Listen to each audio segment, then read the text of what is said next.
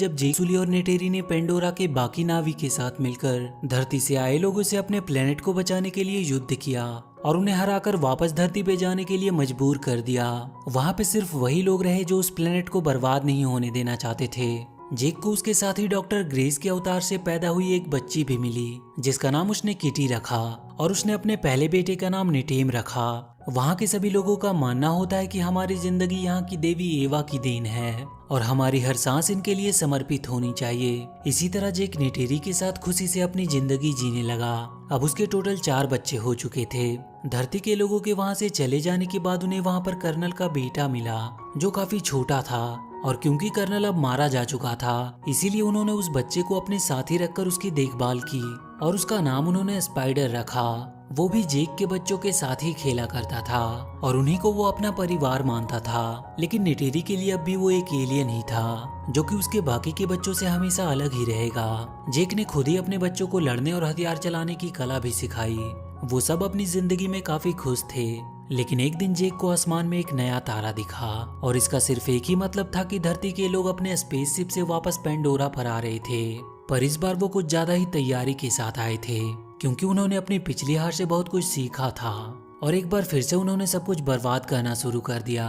और इसके बाद हम वहाँ के लैब में एक अवतार को जागते हुए देखते हैं और ये अवतार किसी और का नहीं बल्कि उसी कर्नल का होता है जिसे नेटेरी ने इसके पहले वाले पार्ट में मार डाला था। उसमें कर्नल की सारी यादों को एक इलेक्ट्रॉनिक चिप की मदद से डाल दिया गया था और इस बार उसका मकसद जेक सुली को पकड़ना था जो आए दिन पेंडोरा के बाकी नावी के साथ मिलकर वहाँ पे चल रहे उनके काम में बाधा डालता रहता था। और आज भी वो अपने लोगों के साथ मिलकर एक हथियार से भरे ट्रेन पर हमला करके सारे हथियार को लूट लेता है। वहीं पे हम उसके दोनों बेटों को देखते हैं। वो भी अपने डैड की तरह ही काम करना चाहते थे और इसीलिए वो भी वहाँ के हथियारों को लूटने चले गए।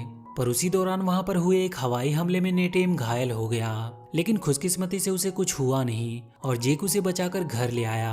वहाँ पे बहुत सारे नावी पहाड़ों की गुफा में छुप कर रहा करते थे क्योंकि इंसानों ने वहाँ पे आकर उनके घरों को तबाह कर दिया था। वहाँ पे जेक अपने बेटों को बहुत डांट लगाता है क्योंकि उसके मना करने के बावजूद वो लोग उसके पीछे गए थे। अब कर्नल और उसके बाकी के साथी अवतार एक बेस पे पहुंचते हैं। वहाँ की जनरल उसे बताती है कि जेक उनके लिए आए दिन मुसीबत बनता जा रहा है और अगर वो चाहते हैं कि पेंडोरा इंसानों के रहने के लायक भी बने तो उन्हें किसी भी हालत में जेक को पकड़ना ही होगा। इसके लिए उसकी आर्मी बहुत दिनों से कोशिश कर रही थी लेकिन उन पहाड़ों में उसे ढूंढना बहुत ही मुश्किल हो रहा था। कर्नल अपने साथियों के साथ उसकी तलाश करने के लिए जंगल में चला गया। वहीं पे जेक के सभी बच्चे भी घूमने के लिए आए हुए थे। वो कर्नल उस जगह पे जाता है जहाँ पर पिछली बार उसकी नावी लोगों के साथ लड़ाई हुई थी। वहीं पे जेक के बच्चों की नजर उन पर पड़ जाती है और वो ये बात जेक को बता देते हैं। जेक उन्हें कोई भी हरकत करने से मना करता है और चुपचाप उन्हें वहाँ से निकल जाने को कहता है। वो बच्चे उसकी बात मानकर वहाँ से जाने लगते हैं लेकिन अचानक से उनके सामने कर्नल और उसके आदमी आ गए जिन्होंने उन्हें बंदी बना लिया। कर्नल स्पाइडर को देखकर पहचान लेता है कि वो उसी का बेटा है। वो उन सबको अपने साथ ले जाने की तैयारी करने लगे लेकिन तब तक वहाँ पर जेक और नेटेरी भी पहुँच चुके थे और वो दोनों छुपकर अपने हथियारों से उन पर हमला कर देते हैं और वो किसी तरह उन बच्चों को वहाँ से भगाने में कामयाब रहते हैं। लेकिन इन सब में स्पाइडर पकड़ा जाता है और कर्नल उसे उठाकर अपने साथ ही ले जाता है। जेक अब अपनी फैमिली की सेफ्टी के लिए उन्हें कहीं दूर ले जाना चाह रहा था क्योंकि अब स्पाइडर पकड़ा जा चुका था और उसे डर था कि कहीं वो उन्हें उनका पता ना बता दे जिससे उसकी वजह से उसके बाकी के सारे लोग भी मारे जा सकते थे। इधर स्पाइडर को वो लोग जेक का पता बताने के लिए बहुत टॉर्चर कर रहे थे पर वो किसी भी हाल में उनके सामने झुकने को तैयार नहीं था। इसीलिए कर्नल खुद अपने तरीके से उसे समझाने की कोशिश करता है। वो उसे वहाँ से बाहर निकालने का लालच देता है। इधर जेक अपने कबीले का मुखिया किसी और को बनाकर अपनी पूरी फैमिली को लेकर वहाँ से कहीं और जाने के लिए निकल जाता है जहाँ उसे वो इंसान कभी ढूंढ ना सके और बहुत सारे आइलैंड को पार करते हुए वो एक अनोखे आइलैंड पर पहुँचता है जहाँ के लोग पानी और जमीन दोनों जगह पे रहने में सक्षम थे। वहाँ के सारे लोग उन्हें देखकर वहाँ पे इकट्ठा हो जाते हैं। वो अपने से अलग लोग को देखकर थोड़ा हैरान भी थे और थोड़ी ही देर में वहाँ पर उनका मुखिया भी आ जाता है। जेक उनसे आग्रह करता है कि वो उसकी फैमिली को वहाँ पर रहने की इजाजत दे दे पर वहाँ का मुखिया उससे कहता है कि वो लोग पानी में रहने वाले हैं और वो लोग उनके साथ रह नहीं पाएंगे। लेकिन जेक का मानना था कि वो लोग बहुत जल्द उनके तौर तरीके सीख जाएंगे और बहुत जल्द वो अपने आप को इस काबिल बना लेंगे कि वो वहाँ पे आराम से रह सके। मुखिया उसकी बातों को मान लेता है और उन्हें वहाँ रहने की इजाजत दे देता है। वो अपने बेटे और बेटी को यह जिम्मेदारी सौंपता है कि वो उन्हें यहाँ पर रहने के तरीके सिखाए और उसी दिन से वो लोग उनके साथ पानी के अंदर रहने और वहाँ के क्रिएचर की सवारी करने की ट्रेनिंग शुरू कर देते हैं। सभी को शुरू में बहुत दिक्कत हो रही थी ज्यादा देर तक पानी के अंदर रहने में, लेकिन किटी पानी के अंदर बहुत ही आराम से रहना सीख गई थी। जेक भी वहाँ के मुखिया के साथ उन पानी में रहने वाले क्रिएचर की सवारी करने की ट्रेनिंग कर रहा था, पर उसे भी स्टार्टिंग में काफी दिक्कत हो रही थी। इधर कर्नल स्पाइडर को लेकर अपने लिए एक इकरान चुनने आया था ताकि वो पूरी तरह से एक नावी बन जाए, और बहुत ही जल्द वो एक इकरान को अपने लिए चुन लेता है। जेक के बच्चे भी धीरे धीरे सब कुछ वहाँ पर सीखने लगे थे। एक दिन मुखिया का बेटा और उसके दोस्त किटी की हरकतों का मजाक उड़ाते हैं, जिसकी वजह से उनकी किटी के भाई नेटेम और रॉक से लड़ाई हो जाती है। बाद में जेक अपने बेटे को समझाता है कि उन्हें वहाँ पर रहना है और इसीलिए वो सबसे दोस्ती बनाकर रखे। अगले दिन रॉक्स जाकर मुखिया के बेटे से माफी मांगता है और उसकी तरफ दोस्ती का हाथ बढ़ाता है, पर वो उसका दोस्त बनने का नाटक करते हुए उसे लेकर वो एक जगह पे आता है और उससे कहता है कि यहाँ पे वो लोग शिकार करते हैं। और जब रॉक्स वहाँ पे शिकार करने जाता है तो वो सब उसे अकेला छोड़कर वहाँ से चले जाते हैं। जैसे ही रॉक्स ने अपने तीर से वहाँ की एक मछली को मारा, वो देखता है कि वो वहाँ पर अकेला है और सभी लोग उसे छोड़कर जा चुके हैं। और तभी एक बड़ी सी मछली उसके ऊपर हमला करती है। वो अपनी जान बचाने के लिए वहाँ से भागने लगा और अपने आप को एक पत्थर के बीच में छुपा लिया, लेकिन अब उसकी सांसें खत्म हो रही थी, इसीलिए वो वहाँ से बाहर आने लगता है। लेकिन वो मछली एक बार फिर से उसके ऊपर झपटती है और वो जैसे ही उसे मारने वाली थी कि तभी एक बहुत ही बड़ी सी वेल आकर उस मछली को मार देती है। लेकिन रॉक्स की सांसें अब खत्म हो रही थी और वो डूबने लगता है। थोड़ी देर बाद जब उसकी आंखें खुली तो वो अपने आप को उसी वेल के ऊपर पाया।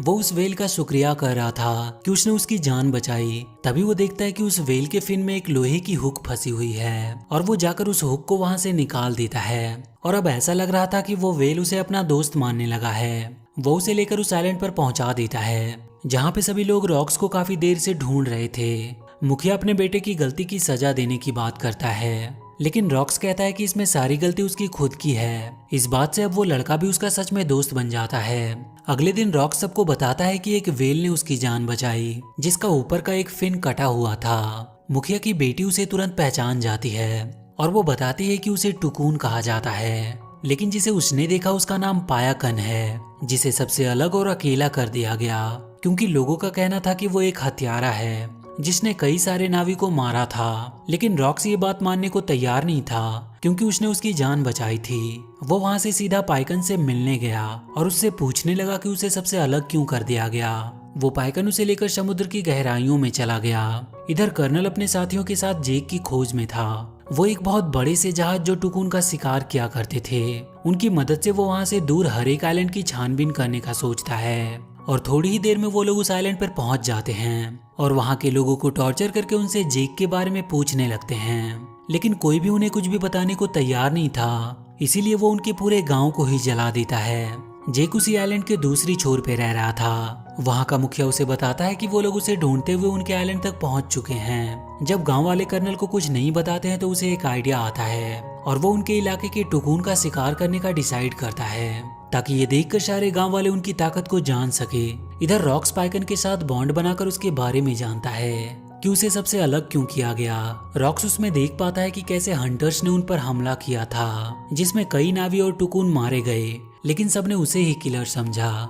इधर वो हंटर अपने आधुनिक मशीनों का इस्तेमाल करके बड़े से टुकून को बड़े ही आसानी से मार गिराते हैं और उसे मारकर उसके अंदर से वो कोई फ्लूइड बाहर निकालते हैं, जिसके इस्तेमाल करने से इंसान की उम्र बढ़ती नहीं थी और इसीलिए वो काफी महंगा भी बिकता था। वो लोग उस टुकून की लाश को उस आइलैंड के पास फेंक देते हैं, जिसे देखकर वहाँ के लोग काफी ज्यादा दुखी हुए क्योंकि वहाँ के रहने वाले सारे जानवर उनके परिवार के एक हिस्से की तरह ही थे। वो सब गुस्से में अब उन इंसानों से लड़ने का डिसाइड करते हैं, लेकिन जेक उन सबको समझाता है कि वो उनसे लड़कर जीत नहीं सकते क्योंकि उनके पास उनसे कई गुना ज्यादा आधुनिक हथियार हैं। वहीं रॉक्स को पाइकन की चिंता हो रही थी, इसीलिए वो उससे मिलने के लिए जाने लगा, लेकिन उसके भाई बहन उसे कहीं भी जाने से मना कर रहे थे और वो सब उसे रोकने के लिए उसके पीछे जाने लगे। वहीं वो देखते हैं कि पाइकन को एक तीर लगी हुई है और वो सब जल्दी से उस तीर को बाहर निकालने की कोशिश करने लगते हैं और तभी वो देखते हैं कि हंटर्स की शिप बहुत तेजी से उनकी तरफ आ रही है। रॉक्स जल्दी से सारी बातें अपने डैड जेक को बताता है और जेक सभी को लेकर उनकी ओर निकल पड़ता है। वो लोग बहुत ही मुश्किल से पाइकन के शरीर से उस तीर को बाहर निकाल पाते हैं,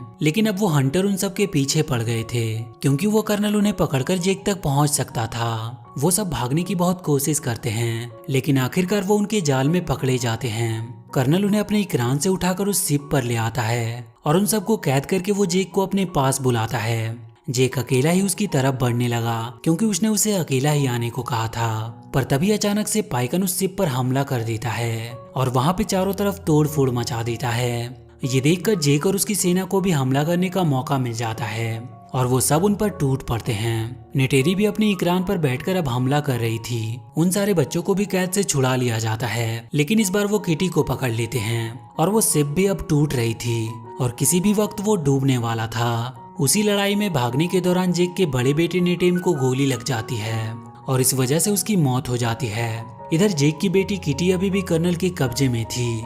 जेक और नेटेरी अब पूरे गुस्से में उसे मारने के लिए निकल पड़ते हैं और वहां शिप पे पहुंचते ही वो दोनों घायल शेर की तरह उन सब पर टूट पड़ते हैं और वो उन्हें बहुत ही बुरी मौत मारते हैं। लेकिन वो कर्नल किटी को चाकू की नोक पे रखकर जेक से उसका हथियार फेंकने को कहता है, लेकिन तभी नेटेरी स्पाइडर को पकड़कर उसे मारने की धमकी देती है, जिससे डरकर कर्नल किटी को छोड़ देता है। जेक सबको वहां से जाने का बोलकर खुद कर्नल से लड़ने लगता है, लेकिन अब वो शिप पूरी तरह से पलटने वाली थी, जिसकी वजह से वो सब शिप के अंदर ही फंसने लगते हैं। जेक आखिरकार किसी तरह कर्नल को मारकर वहीं पानी के अंदर फेंक देता है, लेकिन अब उसकी भी सांसें खत्म हो रही थी और उसे वहां से बाहर निकलने का कोई रास्ता भी नहीं मिल रहा था। इधर नेटेरी भी अपनी सबसे छोटी बेटी के साथ उसी शिप में फंसी हुई थी क्योंकि उसे भी कहीं बाहर जाने का रास्ता दिखाई नहीं दे रहा था। तभी नेटेरी के पास किटी आती है जो उसे सही रास्ता दिखाकर बाहर ले आती है और जेक को उसका बेटा रॉक्स बाहर निकाल लाया। और उसी दौरान स्पाइडर को कर्नल मिलता है, जिसे वो ना चाहते हुए भी बचाकर बाहर ले आता है। वो कर्नल स्पाइडर को अपने साथ ही चलने को कहता है, लेकिन स्पाइडर उसके साथ जाने से मना कर देता है। वही मूवी के अंत में जेक के बेटे नेटेम को उनकी देवी एवा को सौंप दिया जाता है और इसी के साथ ये मूवी यहीं पर खत्म हो जाती है। तो वीडियो अगर अच्छी लगी हो तो please do like and share this.